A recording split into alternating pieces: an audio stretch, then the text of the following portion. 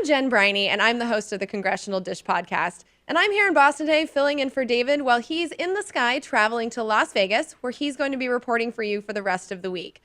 But while he's in transit, I'm here today to tell you about one of the most important laws that's been created since this Congress and the Trump administration began, a law that I feel hasn't gotten nearly enough coverage in the mainstream press. The law I'm talking about is the Omnibus government funding law that was signed by President Trump on March 23rd. This law funded all of the operations of the federal government for 2018, and they only completed it 6 months late. The way this law was created is a straight up scandal, or at least I think it should be. And so today I want to tell you the story of how that happened and about a few things that hitchhiked their way into law as attachments to this must-sign piece of legislation. But before I start this story, let's do a little refresher on our Schoolhouse Rock. I know that the audience members of the David Pakman Show are very knowledgeable, but sometimes we just need to be reminded about how a bill becomes a law. Because the way this has to work, really, is that a bill needs to pass the House of Representatives and the Senate in identical form and then be signed by the president. The part of the government that Congress needs to fund every year, the part that governs most of the day-to-day operations, is divided into 12 categories. And so there's supposed to be 12 different funding laws, one per section, that are signed into law by September 30th, the end of the fiscal year, every year. Now, there are 12 committees. These are called appropriations committees. Appropriations is a fancy word for funding. But there are these 12 committees in the House of Representatives that are responsible for creating the 12 different funding bills. Now, for 2018, that actually happened in the House of Representatives. The 12 bills not only passed their committees, but they also all passed the House of Representatives. However, the Republicans attached so many non-essential ideological measures to those bills that they were basically dead on arrival in the Senate, where some Democratic votes are needed because the Republicans don't have a veto-proof majority. And so when the deadline came last year to fund the government for this year, on September 30th, Congress had completed exactly 0 of the 12 funding laws, which led to a parade of continuing resolutions. Now, continuing resolutions are funding laws that are simply and thoughtlessly extending the funding levels from the previous year. And when federal agencies have to operate under a continuing resolution, they're not able to start any new projects or do any long-term planning, and so the agencies hate them. The 115th Congress, over the past 6 months, funded the government with a continuing resolution 5 times, which is not normal. Now, when it became clear that Congress wasn't going to meet their September 30th deadline, that's when we got the first continuing resolution, and that was valid until December 8th.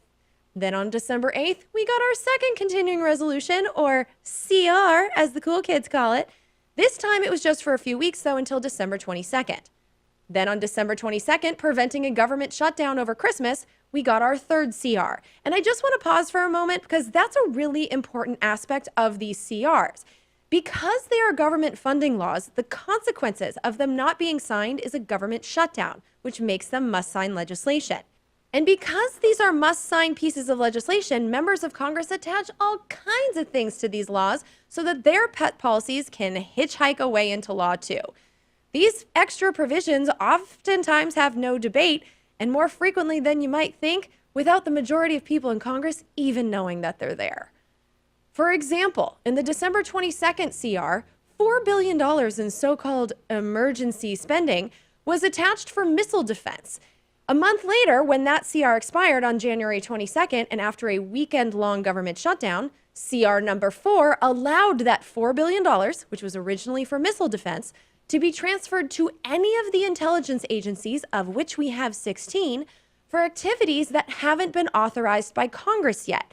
And they could do so without notifying Congress. And that disturbing provision hitchhiked its way into law despite the fact that the Republican chairman of the Senate Intelligence Committee, Senator Richard Burr, and the Democratic vice chairman, Senator Mark Warner, both went to the Senate floor to tell the other senators that this was slipped in. And they tried unsuccessfully to get it removed from the bill.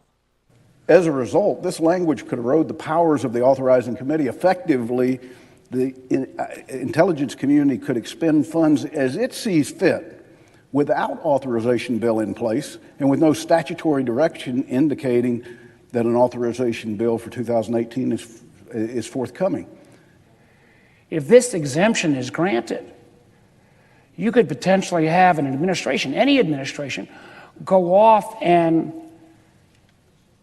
take on covert activities, for example, with no ability for our committee, which spends the time and has the oversight, to say time out or to say we actually disagree with that policy. Despite that bipartisan warning from the two men most in the know, because the government shutdown would have been extended if they made any changes, that provision giving a $4 billion blank check to the intelligence agencies hitchhiked into law. Then a few weeks later, we got CR number 5, which ended the second government shutdown of the 115th Congress, which began and ended in one night while most of us were sleeping. But in that CR, in addition to doing all sorts of things, like suspending the debt ceiling for a year and forcing the sale of hundreds of millions of barrels of oil from our emergency stockpile, well, in addition to that, it also set budget caps for both 2018 and 2019. Which is why when the government was finally funded for 2018, halfway through the fiscal year on March 23rd, it was able to blast through the previous budget caps and spend $1.3 trillion, far more than last year. But I'm not going to focus on the spending for this story because I want you to understand how this bill became law. Because the text of the bill was released at 8 p.m. on Wednesday, March 21st. The text was 2,232 pages long. And the reason it was that long is that they funded the government by taking all 12 sections of government that were supposed to be separate bills, and they funded them with one monster of a law known as an omnibus. Keeping in mind that the omnibus was law by lunchtime on March 23rd, it's a problem that the 2,232-page text of the omnibus wasn't given to the vast majority of the members of Congress or the public whose money is being spent until 8 p.m. on March 21st, less than 48 hours before it became law. And this is the situation our members of Congress found themselves in. This is Representative Jim McGovern of Western Massachusetts in the Rules Committee hearing.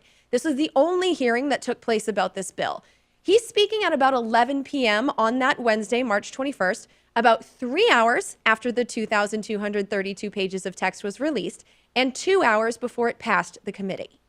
I'm going to tell you in advance, I'm probably not going to have very many questions because I don't know what to ask. I know that there are some things here that I will like and some things I don't like. What I'm worried about is the stuff I don't know. This is 2,200 pages that we just received. Even if I went to the Evelyn Wood Speed Reading School, I couldn't get through this in time for the vote. And I point out, and this is not your fault because you have no control over this, but this process leaves a lot to be desired, and for the life of me, I don't know why we go from one crisis to another crisis to another crisis. I mean, the urgency now is that if we don't do something quickly, we're going to shut the government down again, and there's got to be a better way to do this, and one in which people actually know what they're voting on. And so, despite the fact that it was literally impossible for anyone in Congress to read it, the omnibus passed the committee at about 1 a.m.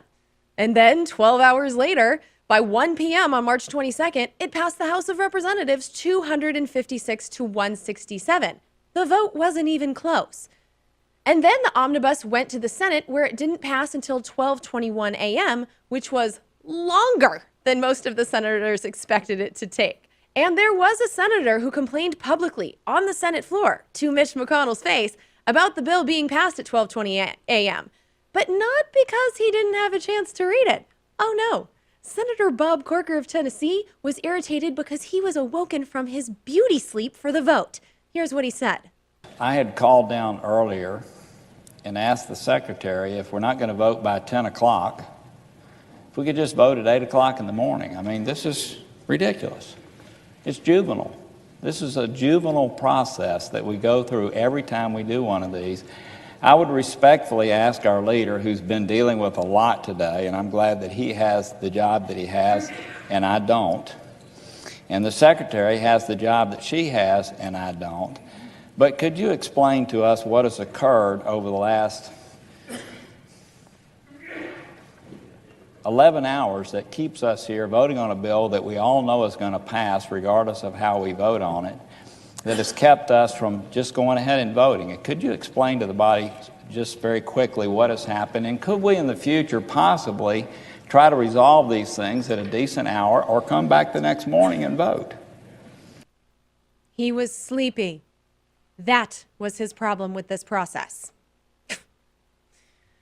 But it turns out that we did find out the reason why the vote on the encyclopedia-sized bill that no one read took a whole half a day to pass the Senate.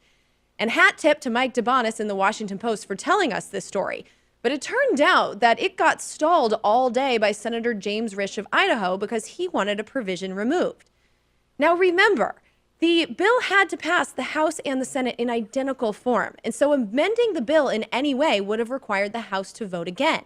And many members of the House of Representatives had already bounced for their 2-week vacation by the time the Senate was voting. And so his request was a big one. It would have likely led to a third government shutdown of the 115th Congress, and Senator Risch knew it. And so what provision was so important that James Risch threw a hissy fit to get it removed? Well, the provision he was against was one that renamed the White Clouds Wilderness in central Idaho after Idaho's former governor Cecil D. Andrus, who died last year. Apparently, Senator Risch and former Governor Andrus hated each other. And so this vindictive senator was willing to shut down the federal government to prevent the former Democratic governor from being honored even in his death. He also did this despite all of the things in this bill that could actually have been objected to for policy reasons. And here's the thing about Senator James Risch, because he's not really one of the famous ones. I didn't really know anything about him before hearing this story. But if we allow the Republicans to keep the Senate in November, you probably will hear about him much more, because this is the senator who would be most likely to become the new chairman of the powerful Senate Foreign Relations Committee, which is overseeing all our war things, after Senator Bob Corker of Tennessee retires. Uh-oh. Anyway, the next day was the deadline day, the day that this thing had to be signed. And it was also the day of the funeral for Representative Louise Slaughter of New York.